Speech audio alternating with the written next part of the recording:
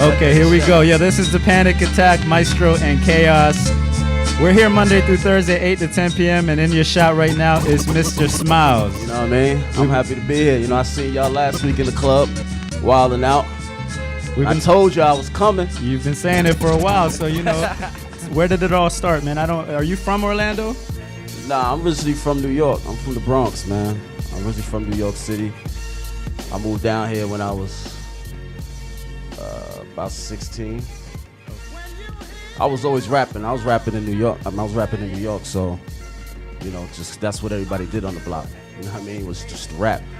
And I really got into football. I started doing football. I started getting serious with football in Orlando when I moved down here to Orlando. Because, you know, Orlando, when I moved here, they didn't really have no hip-hop stations. They had like one. You know what I'm saying? They wasn't really playing hip-hop.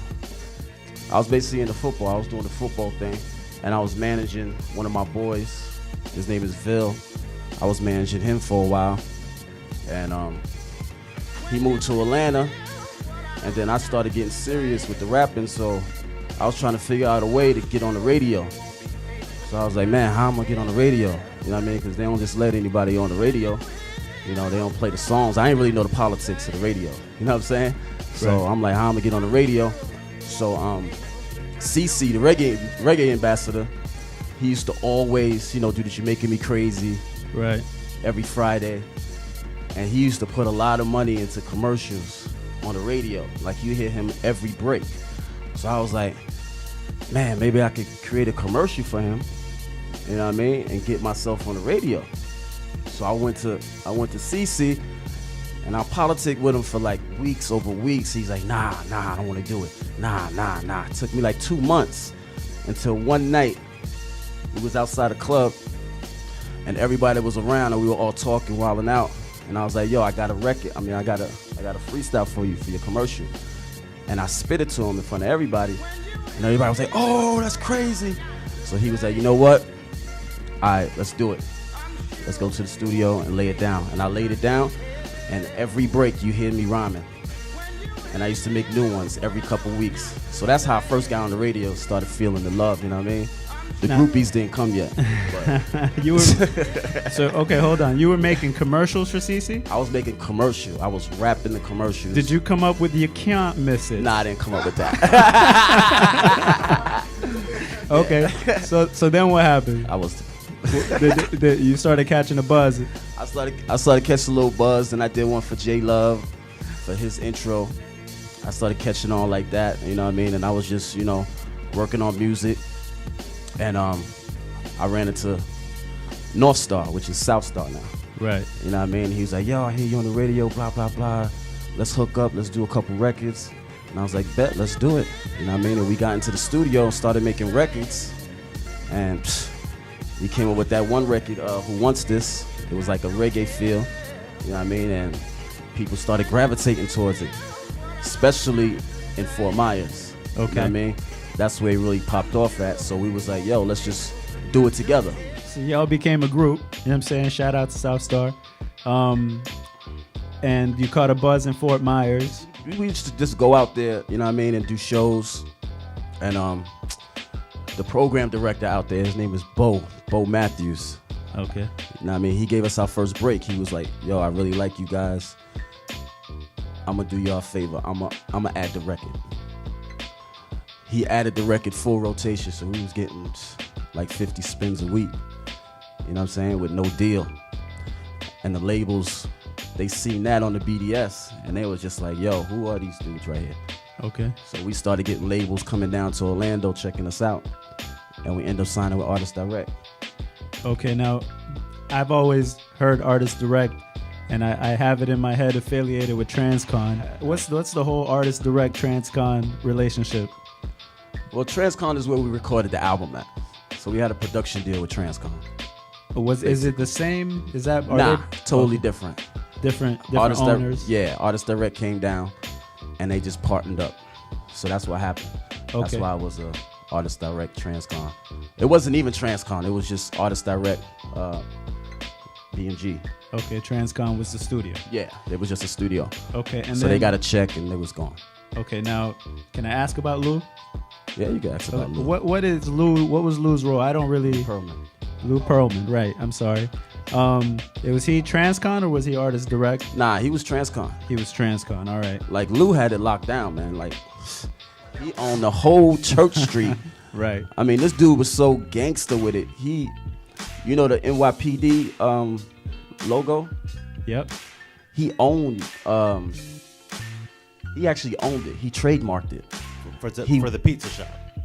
No, I'm talking about like the New York City Police Department. Oh. Like he trademarked it because they never did.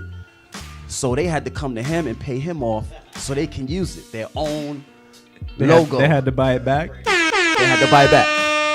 That's why he was allowed to use the NYPD pizza. Like, was he involved as a partner on some level? Nah, not really. I mean, I don't want to get you locked up. So Nah, we just used the studio. Okay. You know what I mean? Because that was Dakari's boy. So okay. Dakari worked for Transcon. You know Okay, I mean? got Dakari produced the whole album. Okay. You know what I mean? And what was the name of the album again? Crash the Party. Crash the Party. All right. So it got put out on Artist Direct. Yep.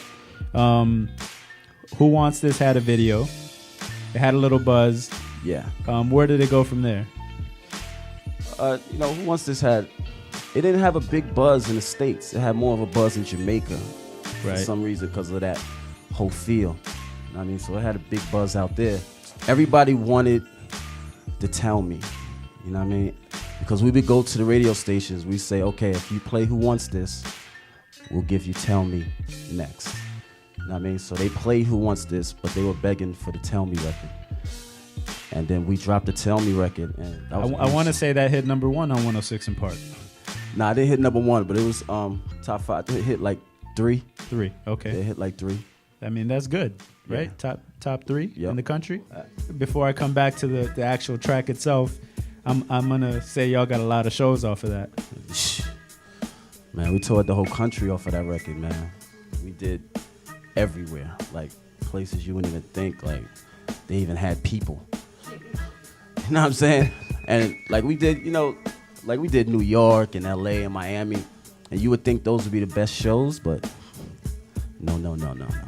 The best shows were the small little towns where the girls, they don't ever see anybody.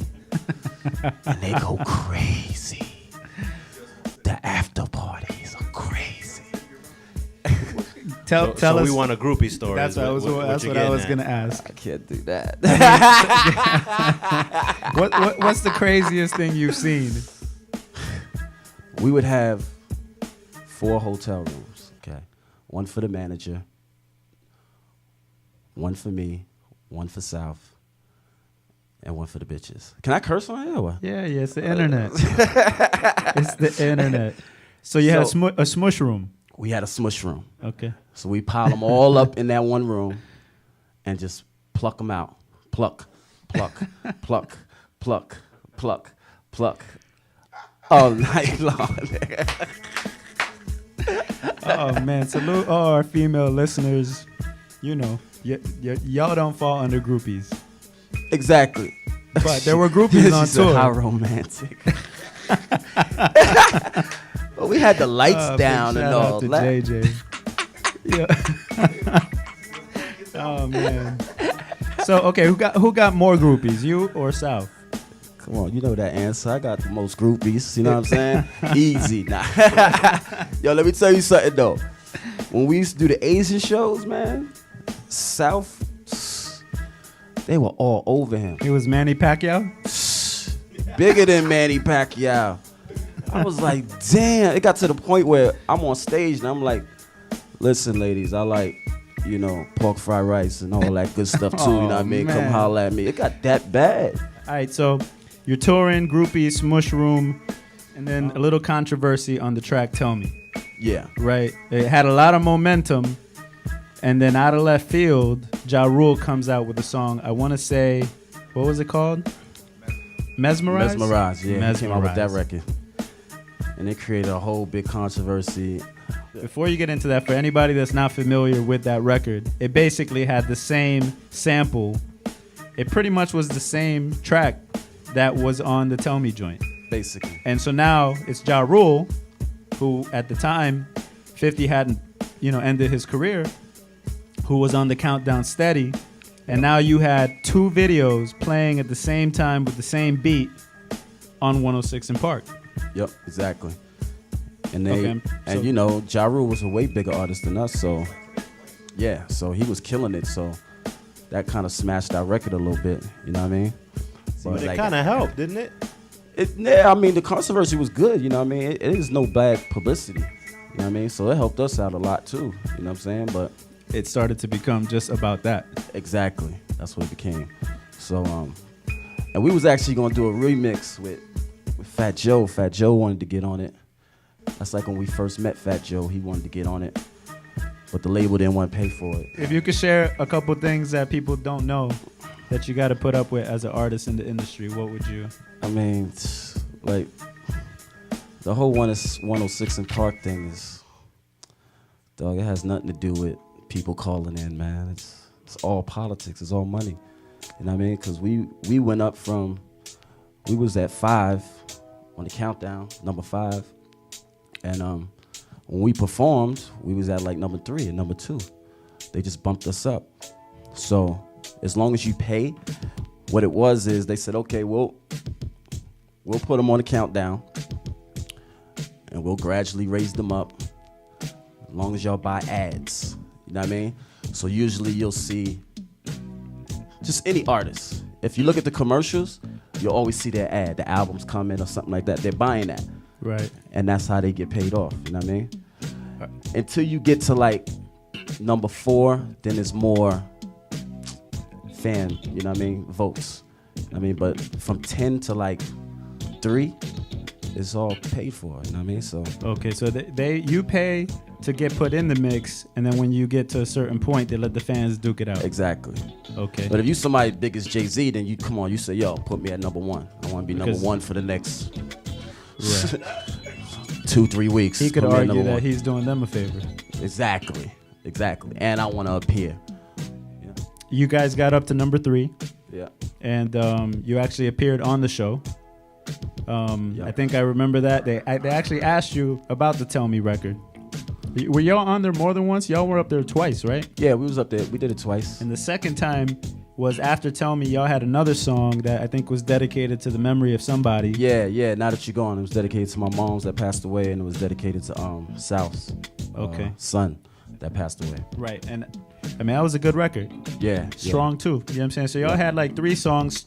I want to say Who Wants This was on the countdown at some point. So the album, I know you already told me the name. Crash the Party. Crash the Party had 3 singles that hit the 106 in Park countdown. Y'all appeared twice. You're touring the country, getting groupies. You know what I'm saying? And what happened? I mean, and so where did it go after that? Like, was there a second album or like? Nah, we was actually. But before you get to that, y'all ripped down Rap City too. Yeah. killed Rap that. City. Yeah. Okay. They don't give y'all a lot of credit, but if they go back and YouTube that Rap City freestyle with Tigger, Yeah, y'all that was killed crazy. that shit. Yeah, that was crazy. That got us a lot of love actually too, man. Cause people in Orlando, they just thought that we popped up. South was grinding it out for a while. You know what I mean? I was doing my thing with the radio thing. You know what I mean? We was doing it. We was here. You know what I mean? We just took the opportunity. Right. That's all. That's all we did. So we got a lot of hate. Like what was it? The Orlando Awards? What was it? Was it the Ozone Awards? Yeah. Man, we got so much hate there, man. Oh my God. It was ridiculous, man. They was just hating. You know what I mean? So The people putting on the show or people in Orlando, like the artists? like artists in Orlando, you know what I mean? They've been grinding for a long time, and then, you know, they see us and we, you know what I mean, going national and all that, so they want to be mad at us. Let me ask you. I got opinions on that. Nah, You know what I'm saying? that's right. I mean, and you know how we do. You know what I'm saying? We show everybody love. If you